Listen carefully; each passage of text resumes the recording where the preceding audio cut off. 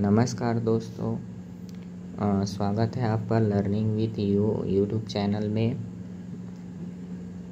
हम लोग आज संविधान का जो विकास हुआ है उसके बारे में डिस्कस करेंगे, ठीक है। और संविधान के बारे में कुछ सामान्य जानकारियाँ उसके बारे में जानेंगे, जैसे कि इसका प्रस्तावना है, महत्वपूर्ण अनुच्छेद है, फंडामेंटल राइट है, direct principle to the state policy है, फंडामेंटल ड्यूटीज़ हैं, अनुसूची है, विदेश स्रोत हैं, महत्वपूर्ण जो तिथियां हैं, राष्ट्रपति व उपराष्ट्रपति के बारे में जानेंगे, प्राइम मिनिस्टर और जो इनके मंत्रिपरिषद हैं, है ना, और जो संसद है, सर्वोच्च न्यायालय है, राज्यपाल है, चीफ मिनिस्टर्स हैं, राज्य विधान परिषद है, उच्च न्यायालय है, प्रमुख आयोग है, स्थानीय स्वशासन है, विशेष उपवन क्या क्या है उसके बारे में जानेंगे। और फिर राजभाषा, आपात उपवन, संविधान संशोधन और इनके जो विविध हैं उसके बारे में डिस्कस करेंगे। तो चलो स्टार्ट करते हैं अब इनके पृष्ठभूमि से, ठीक है। तो सर्वप्रथम जो पृथ्वी है उनमें मनुष्य की उत्पत्ति होती है। मनुष्य जो है आदि मानव के रूप में धरती पे आता है और अब आविष्कार करना शुरू करता है। तो उन्होंने आविष्कार करते करते आग का आविष्कार किया, पहिया का आविष्कार किया, धातु को खोजा जिसमें तांबा था और कांसा था, औजार के बारे में खोज की और फिर खेती करना प्रारंभ किया। अब खेती करते करते वो एक जगह स्थायी रूप से रहने लगे। अब एक जगह स्थायी रूप से रहने लगे तो खेती से उनको लाभ होने लगा। अब लाभ हुआ तो अधिशेष बचने लगा, अधिशेष बचा तो क्या है, उसकी सुरक्षा करना था, है ना। तो सुरक्षा करना था तो इसके लिए अब क्या होने लगा था, आपस में ही लड़ाई होने लगा था, ठीक है। इसीलिए तो सुरक्षा की ज़रूरत थी ना, है ना। अब ये जो सुरक्षा है उसके लिए क्या करना था, हमको व्यवस्था करना था। व्यवस्था के लिए क्या चाहिए, संचालन चाहिए, ठीक है। अब संचालन कैसे होगा, तो इसके लिए एक दस्तावेज़ तैयार करना पड़ेगा। ये जो दस्तावेज़ है ना, जिसको हम लोग संविधान कहेंगे, ठीक है। अब ये जो राज्य है, अब राज्य के लिए क्या क्या चाहिए, तो भूमि चाहिए, जनसंख्या चाहिए और सरकार चाहिए और संप्रभुता चाहिए। आगे इसके बारे में डिस्कस है, ठीक है। तो आगे हम लोग स्टार्ट करते हैं संविधान के बारे में। तो संविधान क्या है, किसी भी राज्य की जो नीति है या संचालन के लिए जो आवश्यक दस्तावेज है इसको हम लोग संविधान कहेंगे। अब संविधान का जो निर्माण है, ठीक है, इसका जो विकास है वो कैसे हुआ इसके बारे में आगे जानते हैं। तो संविधान का जो संवैधानिक विकास है वो 1773 से स्टार्ट होता है, ठीक है, और 1950 तक चलते रहता है। 1773 से स्टार्ट होता है रेगुलेटिंग एक्ट के साथ। ये सबसे पहला लिखित प्रयास किया गया था। 1773 के बाद 1784 में पिट्स इंडिया एक्ट आता है। उसके बाद फिर 1813 में चार्टर एक्ट आता है, ठीक है। 1813 के बाद में 1833 में चार्टर एक्ट आता है। 1853 में भी चार्टर एक्ट आता है। उसके बाद फिर 1858 में भारत शासन अधिनियम आता है, ठीक है। इसको गवर्नमेंट ऑफ इंडिया एक्ट के नाम से भी जानते हैं। उसके बाद फिर 1861 में गवर्नमेंट ऑफ इंडिया एक्ट आती है। ये जीआई का मतलब गवर्नमेंट ऑफ इंडिया है, ठीक है। 1892 में गवर्नमेंट ऑफ इंडिया एक्ट आता है और ये जो 1892 में जो एक्ट आया है, ठीक है, इसमें अप्रत्यक्ष वोट प्रणाली रखा गया था, है ना, आया था इसी के दौरान। 1909 में जो मार्लेमेंटो एक्ट है, ठीक है, ये आया था। 1919 में मॉन्टेग्यू चेम्सफोर्ड सुधार आया था, एक्ट आया था। 1935 में गवर्नमेंट ऑफ इंडिया एक्ट आया था, जिसको हम लोग मिनी कॉन्स्टिट्यूशन के नाम से भी जानते हैं। उसके बाद फिर 1942 में क्रिप्स मिशन आया था, है ना। उसके बाद फिर 1946 में कैबिनेट मिशन आया। उसके बाद फिर 1947 में स्वतंत्रता अधिनियम आया।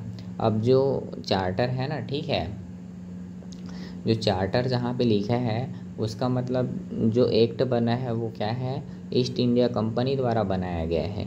अब जहाँ पे भारत शासन आएगा, ठीक है, उसको किसने बनाया है, तो ब्रिटिशर्स द्वारा बनाया गया है वो, है ना। तो आगे देखते हैं, जो ईस्ट इंडिया कंपनी थी, ठीक है, उनका जो मोटो था वो व्यापार करना था, ठीक है। लेकिन इन लोगों को व्यापार के लिए अनुमति प्रदान किसने किया? तो जो ब्रिटेन के महारानी हैं, ठीक है, उनके द्वारा इनको अनुमति प्रदान किया गया। शुरुआत में ये 15 वर्ष के लिए था, है ना। अब आगे क्या होता है? 23 जून 1757 को प्लासी का युद्ध होता है। किनके बीच होता है? तो जो बंगाल है, ठीक है ना, उनके जो नवाब रहते हैं और जो अवध है ना, और जो मुग़ल हैं, वो तीनों एक साथ ये जो बंगाल है, ठीक है, उनके जो नवाब रहते हैं और जो ईस्ट इंडिया कंपनी की ओर से जो क्लाइव रहते हैं, उनके बीच युद्ध होता है, ठीक है। और इसमें जो है जो क्लाइव रहते हैं वो जीत जाते हैं। उसके बाद फिर आगे है 1764, ठीक है। 1764 में बक्सर का युद्ध होता है। और ये जो बक्सर का युद्ध होता है, इसमें 3 जो राजा होते हैं, बंगाल के जो नवाब हैं, अवध के जो राजा हैं, मुग़ल जो नवाब हैं, ठीक है, ये तीनों एक साथ मिलके किनसे युद्ध करते हैं? तो ईस्ट इंडिया कंपनी के हेक्टर मुनरो से, ठीक है। ये जो हेक्टर मुनरो होते हैं वो जीत जाते हैं। ये जो बक्सर का युद्ध है, इसको हेक्टर मुनरो के नेतृत्व में ईस्ट इंडिया कंपनी जीत जाती है। और 1765 में इलाहाबाद की जो संधि होती है, उसके लिए जो नेतृत्व है वो क्लाइव करते हैं, ठीक है। अब ये जो बंगाल है, ठीक है, उनमें द्वैत शासन का शुरुआत होता है। यही जो 1765 का जो इलाहाबाद संधि होता है, इसी के दौरान। और इनके जो दीवानी अधिकार थे वो ईस्ट इंडिया कंपनी अपने पास रख लेती है। अब ये जो ड्यूल सिस्टम है, ठीक है, इनके जो जनक हैं वो कौन है?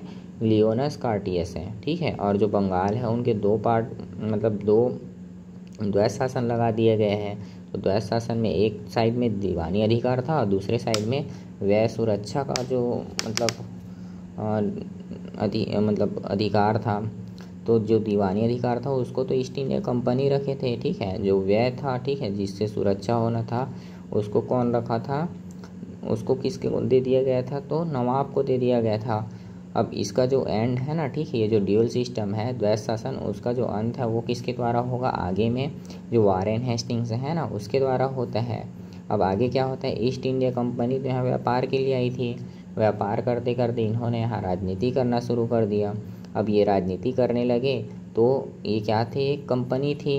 अब कंपनी में जब इन लोग युद्ध वगैरह जीत गए और संधि वगैरह किए तो भ्रष्टाचार बढ़ने लगा, है ना। तो भ्रष्टाचार बढ़ा तो इनको क्या किए?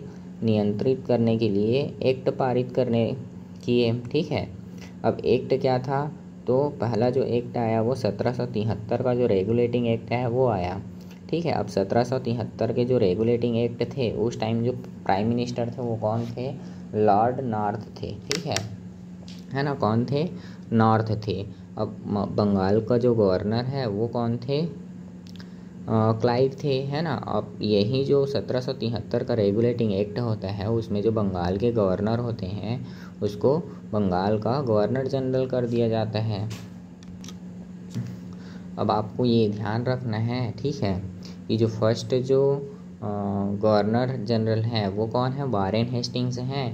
बंगाल के गवर्नर जनरल कौन होंगे? First Warren Hastings. और बंगाल के फर्स्ट गवर्नर कौन होंगे? तो क्लाइव होंगे, ठीक है। अब आगे देखना है, जो 1774 होता है उसमें कलकत्ता में सुप्रीम कोर्ट की स्थापना होती है। उसमें 1+3 मेंबर होते हैं और जो मुख्य जो न्यायाधीश होता है उसका नाम क्या होता है? एलिजा इंपे, ठीक है। अब जो बंगाल में गवर्नर होते हैं उनके कार्यकारिणी के लिए 4 सदस्यों का गठन किया जाता है। आगे इसमें फिर से संशोधन होता है क्योंकि समय के साथ ये जो रूल्स आए थे उनमें कमियां नज़र आने लगी थी। तो आगे क्या आता है? पिट्स इंडिया एक्ट आता है। और कब आता है? तो 1784 में, ठीक है। जो ब्रिटिश प्रधानमंत्री थे उस टाइम कौन थे? विलियम पिट थे। इन्हीं के नाम पे पिट्स इंडिया एक्ट रखा गया है। अब ये क्या किए? ये जो कार्य था, ठीक है, जो 2 पार्ट में डिवाइड कर दिए, ठीक है। जो कार्य थे उनको, एक राजनीतिक कार्य, ठीक है, और एक व्यापारिक कार्य। अब जो कंपनी कार्य कर रही थी, ठीक है, एक तरफ राजनीतिक हो गया और एक तरफ व्यापारिक हो गया। तो राजनीतिक कार्य के लिए इन्होंने बोर्ड ऑफ कंट्रोल का गठन किया, ठीक है, और व्यापारिक कार्य के लिए बोर्ड ऑफ डायरेक्टर पद का गठन किया, है ना।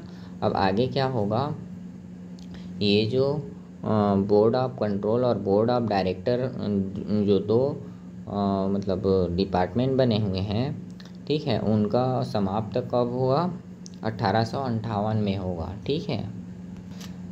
अब आगे इसको रिवाइज कर लेते हैं, इसके बाद फिर जो नेक्स्ट मैं बताऊंगा उसको नेक्स्ट टाइम पढ़ेंगे, ठीक है। रेगुलेटिंग एक्ट, ठीक है, गवर्नर का जो पद था उसको गवर्नर जनरल कर दिए, ठीक है। ये जो रेगुलेटिंग एक्ट था उसमें क्या क्या मतलब हुआ था उसके बारे में है। जो गवर्नर था उसको गवर्नर जनरल कर दिए। 1774 में सुप्रीम कोर्ट की स्थापना होती है। एलिजा एम पे फर्स्ट न्यायाधीश होते हैं। इसमें मतलब 4 मेंबर थे। इनका जो परिषद था बंगाल में उनमें, ठीक है। 1784 में क्या हुआ था, 2 डिपार्टमेंट बन गए थे, ठीक है। एक राजनीति के लिए बोर्ड ऑफ कंट्रोल और व्यापार के लिए बोर्ड ऑफ डायरेक्टर, ठीक है। ये कंट्रोल के लिए बनाया गया था। क्यों बनाया गया था, करप्शन ज़्यादा हो रहा था इसलिए बनाया गया था। आगे है 1813 का चार्टर एक्ट। अब इसमें क्या क्या हुआ, तो इसमें शिक्षा के लिए पहली बार 1 लाख रुपए का बजट प्रावधान किया गया।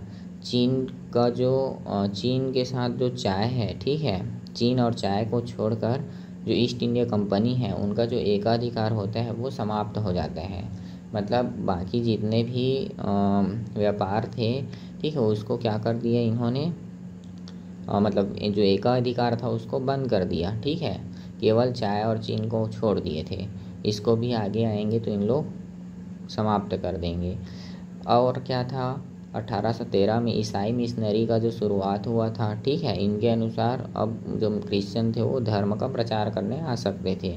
नेक्स्ट जो एक्ट आया था 1833 में, 1833 में जो एक्ट आया था वो चार्टर एक्ट था, ठीक है। मतलब समझ रहे हैं ना, चार्टर एक्ट आ रहा है मतलब ईस्ट इंडिया कंपनी के द्वारा इसको लाया जा रहा है, ठीक है। कंपनी के द्वारा लाया जा रहा है वो चार्टर एक्ट है। और गवर्नमेंट ऑफ इंडिया के नाम से जो भी एक्ट आएगा, ठीक है, उसको ब्रिटिश जो संसद है वो लाती थी, है ना। अब आगे देखना है, ये जो 1833 है ना, उसमें जो बंगाल का गवर्नर जनरल का पद था उसको चेंज करके भारत का गवर्नर जनरल कर दिया गया। और पहले जो भारत के गवर्नर जनरल थे वो कौन थे, विलियम बेंटिंक थे, है ना। आगे जो ईस्ट इंडिया कंपनी का जो व्यापारी एकाधिकार था, है ना, उसको पूरी तरह से समाप्त कर दिया गया। विधि आयोग की स्थापना की गई। और जो मैकाले हैं, ठीक है, उन्होंने क्या किया, विधि आयोग की स्थापना की, है ना, जिनके अध्यक्ष थे मैकाले।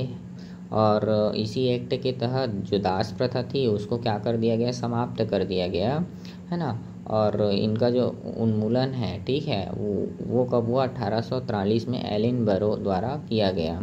अब क्या क्या संशोधन हुआ इसके बारे में फिर से रिवाइज कर लेते हैं। 1773 में जो बंगाल था ना, ठीक है, बंगाल का जो गवर्नर था उसको बंगाल का गवर्नर जनरल कर दिया गया। और पहले जो बंगाल के गवर्नर जनरल थे वो कौन थे, वारेन हेस्टिंग्स थे, ठीक है। अब ये जो बंगाल के गवर्नर जनरल हैं इनको फिर से परिवर्तित करके 1833 में क्या कर दिया गया, भारत का गवर्नर जनरल कर दिया गया। और भारत के गवर्नर जनरल कौन थे, तो विलियम बेंटिंक थे, है ना। आगे क्वेश्चन है, बंगाल के अंतिम गवर्नर जनरल कौन थे, तो अंतिम गवर्नर जनरल कौन होंगे, जो भारत के पहले गवर्नर जनरल होंगे, तो कौन है, विलियम बेंटिंक, ठीक है। आगे आता है 1853 का चार्टर एक्ट।